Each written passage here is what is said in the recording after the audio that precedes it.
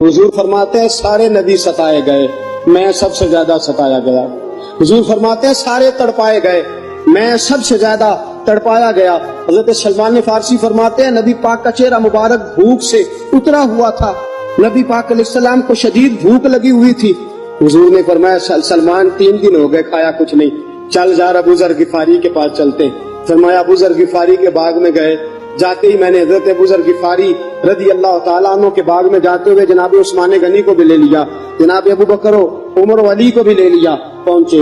جا کے میں نے کہا کہ ابو ذر 3 دن ہو گئے نبی پاک نے کھایا کچھ نہیں، 2 جہاں کے شاہ ہیں پاس کچھ رکھتے نہیں، 2 جہاں کی نعمتیں ہیں ان کے خالی ہاتھ میں، فقر اختیاری ہے، نبی پاک نے خود اس کو اختیار فرمایا، 3 دن سے کھایا کچھ نہیں۔ فرماتے حضرت ابو ذر رضی اللہ تعالیٰ عنہ کی آنکھوں میں آنسو آ گئے، کہنے لگے یار مجھے پتہ ہی نہیں، کسی نے بتلایا ہی نہیں، میں تو سویرے بھی پیٹ بھر کے روٹی کھائی اور حضور اس عالم میں۔ فرماتے ہیں گھر گئے، ایک بکری تھی اس کو ذبح کیا، اپنی بیوی سے کہنے لگے جلدی جلدی روٹیاں پکا، جلدی جلدی سالن پکا، تجھے پتا مصطفیٰ نے 3 دنوں سے کھایا کچھ نہیں۔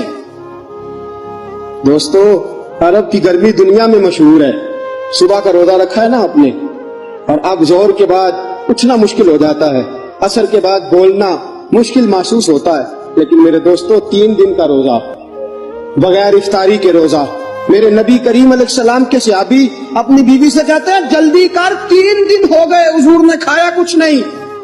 آپ کی بیوی نے جلدی سے روٹی پکانی شروع کر دی، سالن تیار۔ حضرت جناب ابو ذر فرماتے ہیں دوبارہ باغ میں گیا،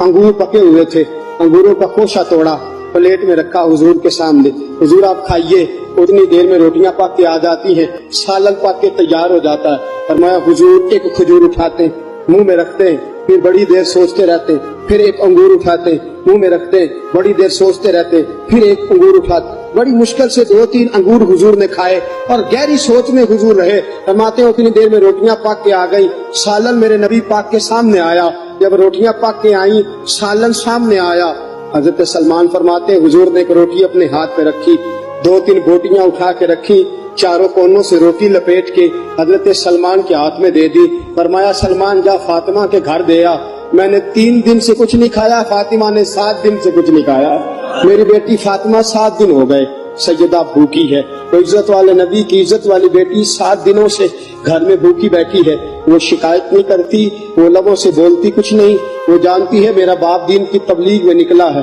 میرے رسول پاک صلی اللہ علیہ وسلم نے فرمایا گھر جا اور جا کے حضرت فاطمہ کو یہ دے آ۔ 7 دن گزر گئے، فاطمہ کے حلق سے لقمہ نہیں